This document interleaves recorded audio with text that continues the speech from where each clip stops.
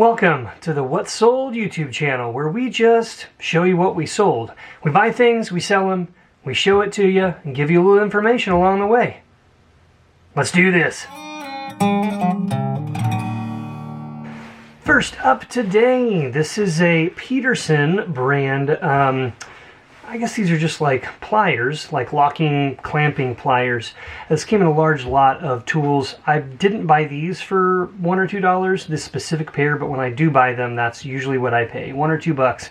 But these sold for $22. That brand sells really well. There's a lot of vintage tools, hand tools, that carry really good values, so you should keep a lookout for those. Here was a bunch of kind of like early 2000s, late 90s Star Wars toys, various kinds, as well as vehicles. And you can see here we've got a bunch of weapons and we've got vehicles and stuff. Didn't bring nearly what I thought, only 20 bucks. These came in over time, little baggies of toys and stuff. I've already sold all the other stuff and made the money back on the lots, and so this was just extra. I was a little surprised. Usually Star Wars toys and things bring good values, even the ones that are not as collectible in lots like this. But for whatever reason, it just didn't have the following, so that was a kind of a bummer, but I was still happy to move those on and get some others, some space basically to get new things in. Here was a Pac-Man game. It's kind of like a hand console game. It's like you plug it into a TV and you can play it. It was open box, but it had never been used. So this is, it was like $32. Brand new would have been more like $40 to $45 if it had been sealed. But again, it's never been used. So that came in a thrift store buyout I did recently. I only had a few dollars into it. Something like that, knowing that it would sell for $32, I wouldn't want to spend more than $5 or $6 on that if I had found it by itself. This is a piece of costume jewelry. We sell tons of jewelry here every week. Jewelry is one of the largest categories of items that we sell.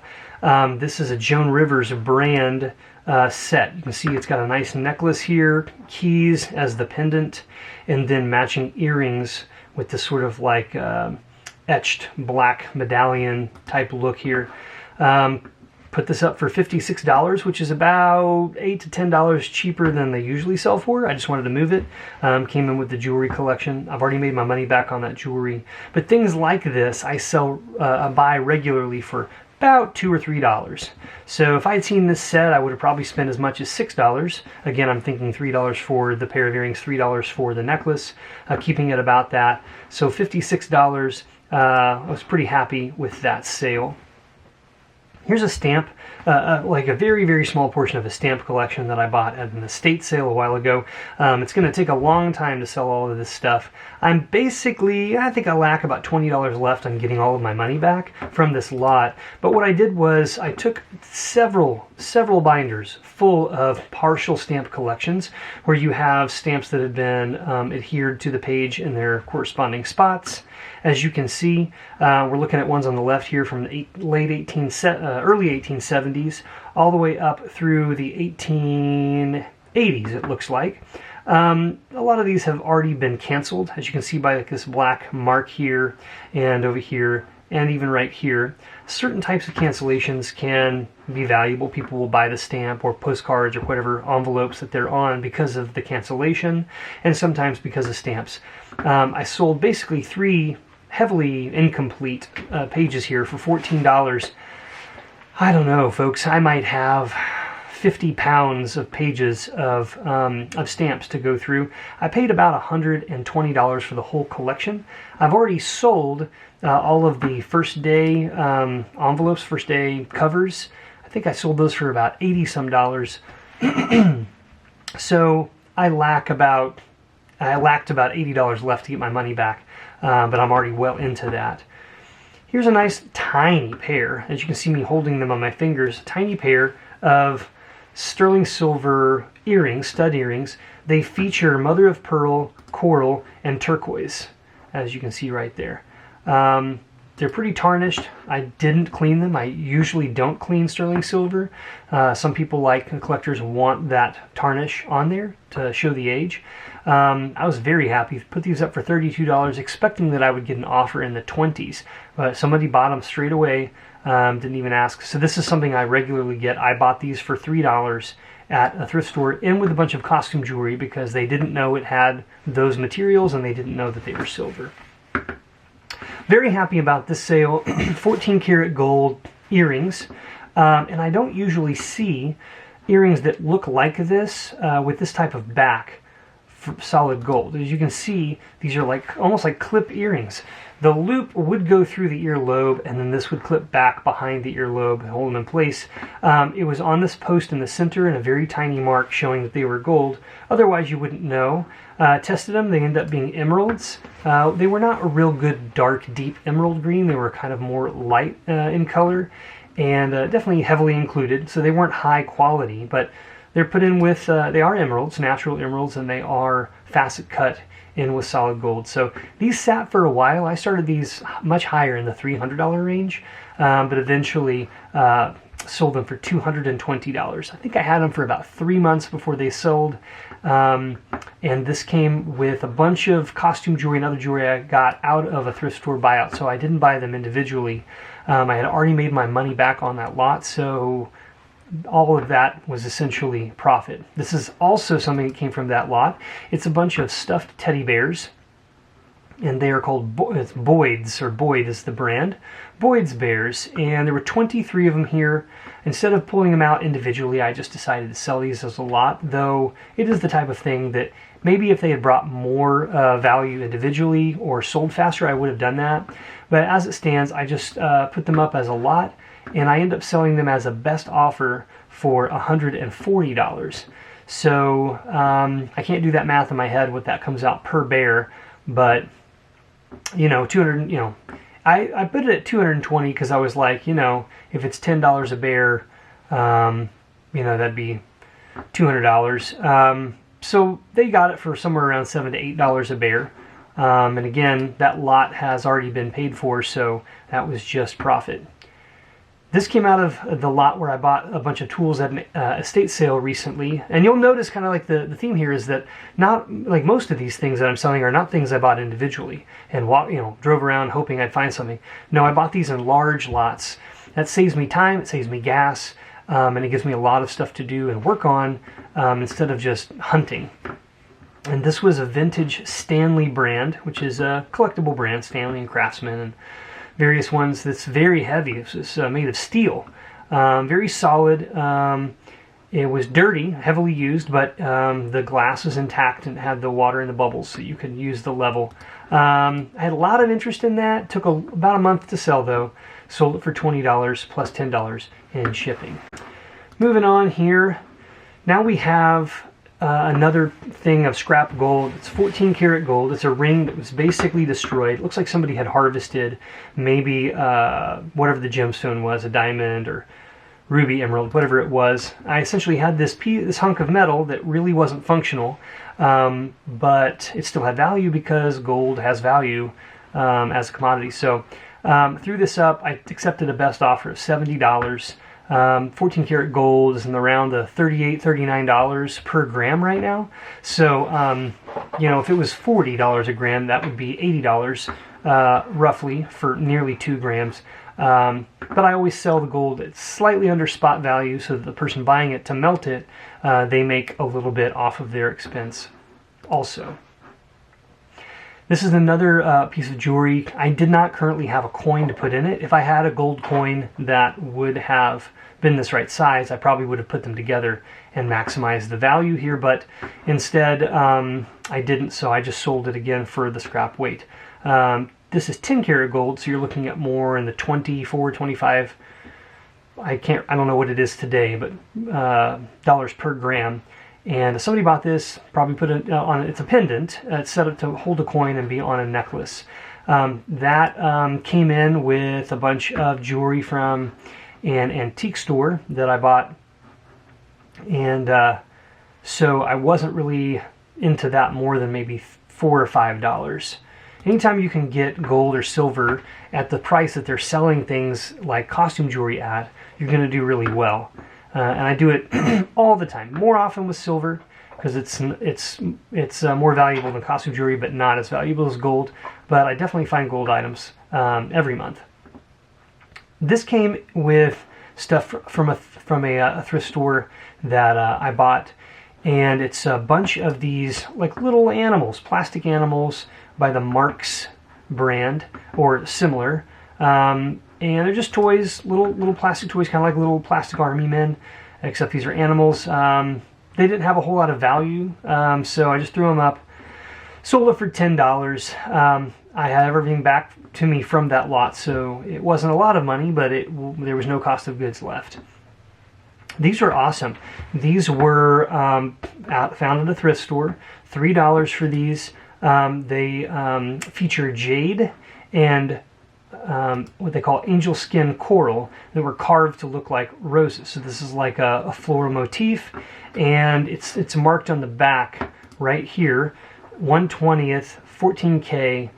So these are gold filled, so 1/20th of the substance on the outside of this is 14 karat gold. I accepted a best offer for $36, so I spent $3 and sold it for $36.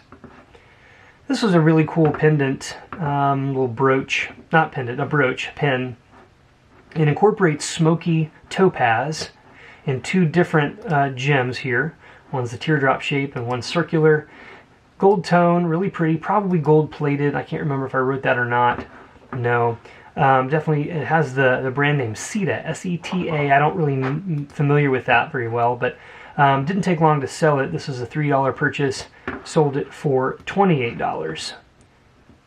I got at an antique store, not an antique store, at an estate sale, where I got a bunch of tools. I bought a little tool box, a little metal carrying tool case, and inside of it wasn't tools. It was about 12 vintage locks and tons of keys, loose keys, little key chains with 8 to 10, 15 keys on them, going to various things.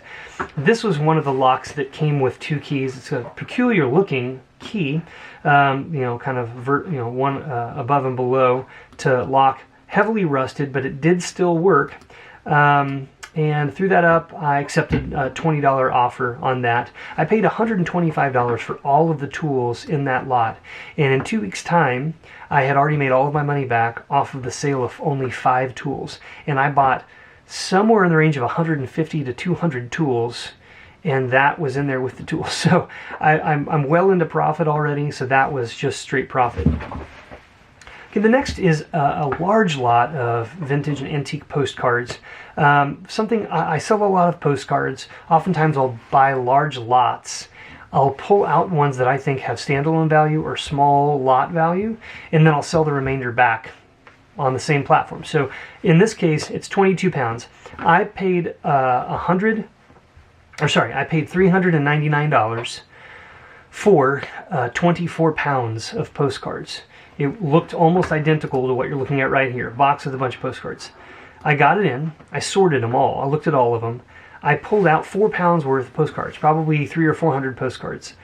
I put them back, I sold 22 pounds, so I pulled 2 pounds out, sold 22 pounds for $375. So my cost on the postcards I pulled out was only $15, but I have several hundred. And there are individual cards in that lot I pulled out that are worth $15. So this was really good. I make my money off of the ones I'm going to sell. This sale was really just replenishing what I had spent. Which is kind of interesting, but that's sort of a creative way that I can find product to sell instead of hunting for like individual postcards at various antique or thrift stores. This was cool. This came in a bunch of costume jewelry, but it turned out to be sterling silver. It's a charm, so to speak, faith, hope, and love. It's by the brand called Grace and Heart.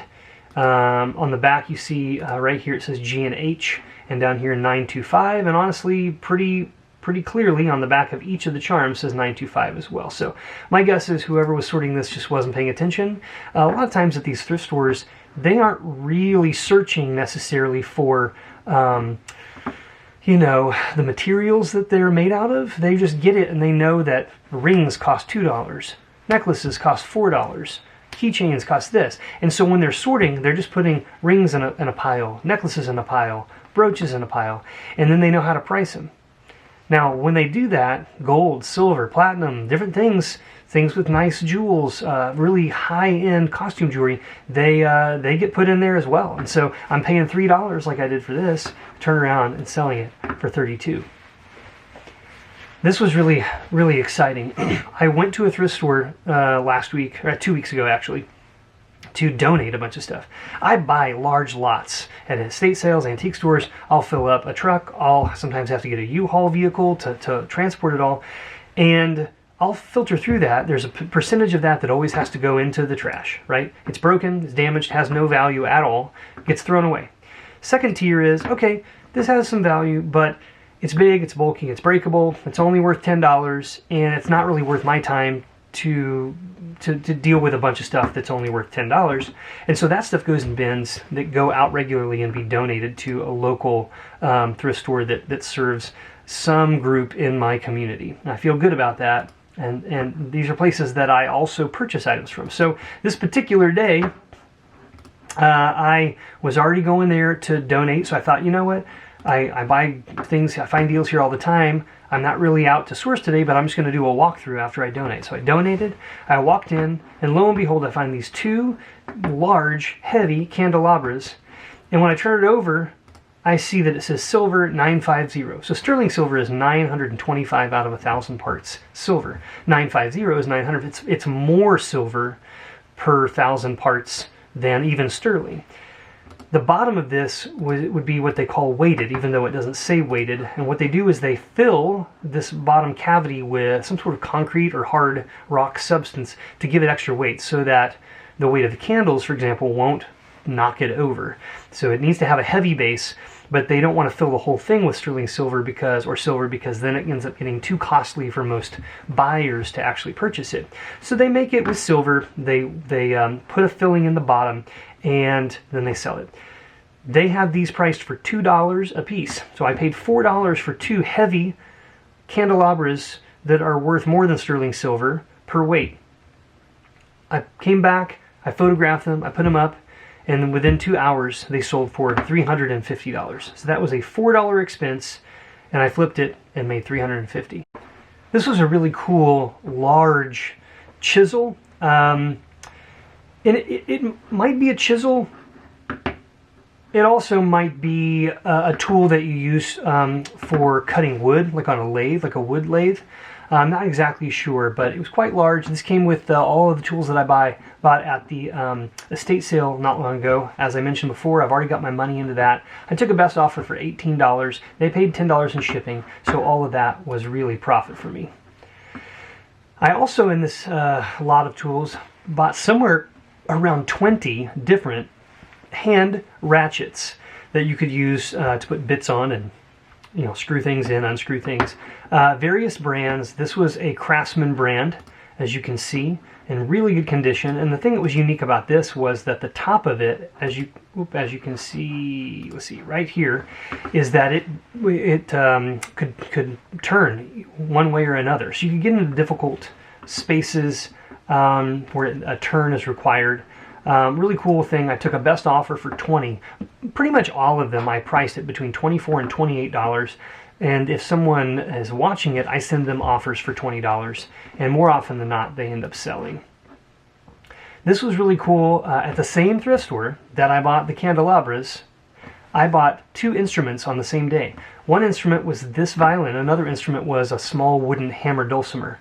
I paid $40 for the violin, and I paid $30 for the dulcimer. The dulcimer sold for $199, and this violin sold for $200. Now, there was a mix-up when I shipped this. Unfortunately, this happens a couple times a year. It happened I hate it when especially when it's a valuable item, but I actually accidentally swapped the labels. And so I sent this to somebody who bought some Corningware, and I sent the Corningware to this person. And it took me about a week to get both of them to tell me they received it. to agree that I could share addresses with them, paid them a refund for the shipping, and then they sent it to each other. So they both got them. I lost about $40 in the process off of the 400. So I was 360 was back to me, and I had only spent $70. So I'm still in that 270 and up range of profit off of this. It was a really cool violin. It's very beautiful. It was a Steiner brand, which is a German brand. It was early 1900s, I believe. It had a label on the inside, as you can see here. And in the label, as you can see that script, maybe very barely, right here, it says Asheville, North Carolina, which is near where I live. And it had a handwritten date of September of 1927, which was the time that somebody serviced this in the Asheville area. So a really cool piece of history there. I don't know how old the violin is exactly itself, though when I get cool instruments like this, I take them to a local shop that knows about violins and other woodwind instruments, and they would say, hey, like, this is 400 years old, or yeah, this is about, you know, early 1900s. I was happy with $200 off of that purchase. This is an 18 karat gold necklace. It's very dainty, weighed next to nothing. We're talking 2 grams, maybe less. I took a best offer of $118 after this sat for quite a while. It didn't have a ton of exciting buyers out there because it's really lightweight, it's really dainty, it weighs almost nothing. It is 18 karat gold and it is old, but there's just so many of those out and available, and so there's others that maybe they're getting better deals on, but it's fine because when I get something like this in a lot of jewelry and I make all of my money back on the jewelry, I hold on to the gold. Well, it depends. If I get my money back on that really fast, I don't have to rush to sell it. Sometimes, though, when I get a lot, I'll pull out the most valuable things, like gold, and I try to sell them to make my money back first. It just depends on what I'm needing, what time of the month it is, what I've got in inventory, that sort of thing. Here is a bracelet that is onyx, onyx beads, which is a mineral, and it's got this kind of sterling silver clasp. Nothing super fancy here. It is a gold color, so it's gold. It's like a gold, plating over sterling silver, and you can see right here on the inside of the clasp, right here where that hooks in, it says 925. You always have to look, if it's necklaces, look at the clasps, open up the clasp, look on the inside of it, look at the places where it's connected to the clasp, to the necklace. If it's got a pendant, look on the back of the pendant. If it has beads, look around the beads. There's all kinds of different places that they might mark what type of material it's made out of or who the maker is. This was a $3 purchase at a thrift store, sold it for $30. So it's like a 10-time return. That's ideal. If I spend $4 on something, I hope I sell it for $40. $2, I hope I sell it for $20. That changes if it gets expensive. I will buy something for $1,000 if I'm going to make $1,000, but I don't want to float $1,000 if it's going to take 6 months to sell. So it needs to sell fast and a good margin. Here's a bunch of broken pieces of sterling silver, earrings that don't have a mate, heavily tarnished things, outdated looking items, stuff that for individual sale would be difficult to sell it and make much. So I hold on to those and I sell them as a lot for scrap weight value. So 210 grams, $150 is roughly slightly around 75%, and that's usually what I get for the gram weight. So turning something that doesn't have a lot of value on its own, but if you put a lot of those same pieces together, all of a sudden now you can make $150 out of that. Those are broken pieces, things I get out of grab bags, jewelry, containers and stuff. I'll pull out stuff to sell. Oh, here's like a single sterling silver earring. Drop it in the bag.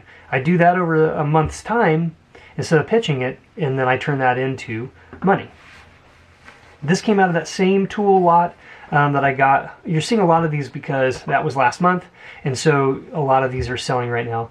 Had all my money back. This was an old vintage draw knife. It's a 10-inch draw knife. They come in different lengths, 7 inches, 8 inches, 10, 12, 14.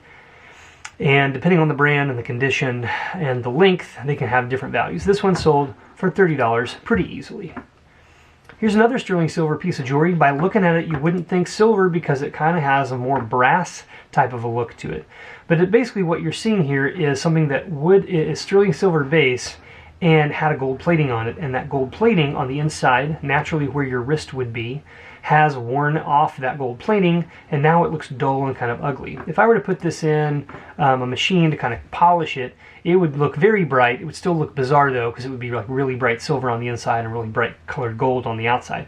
So I just left it as it is, sold this. I took a best offer for $28. It also featured a lot, very, very soft white and gold and green colored jade, very low quality jade. This I bought at a thrift store. I think I paid $8 for this pair. It was either $6 or $8. Columbia pants, adult large, blue. They were kind of an older model, so they aren't at the stores right now, but they still had the tags on them, so they were basically never used. Took a best offer of $25. So I turned 8 into 25. Took me 2 weeks. Not exciting necessarily, but it does, every little bit helps.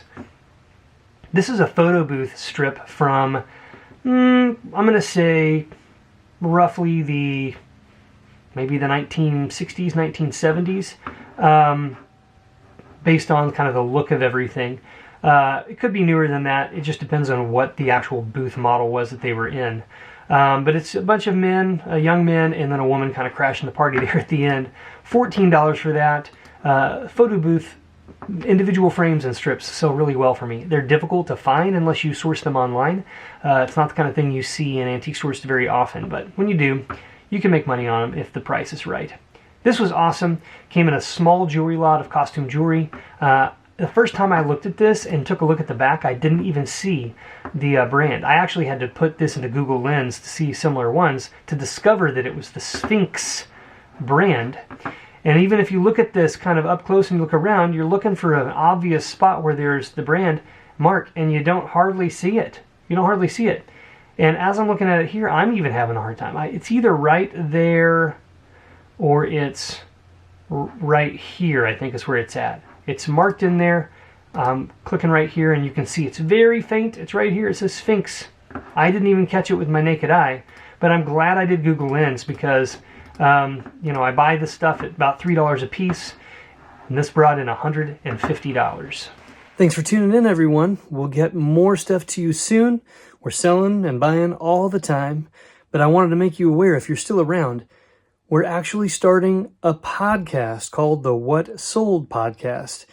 That's right, it's this same kind of stuff. The only difference is you can listen to it on your commute to and from work or whenever you want. We'll talk about the same kind of stuff and other things, but we'll also have the YouTube version of it as well. So you can watch us talking about those things and other topics, as well as listen to us on the podcast. That'll be coming soon, and when it does, we'll have that link in the description for you. Take care. See you soon.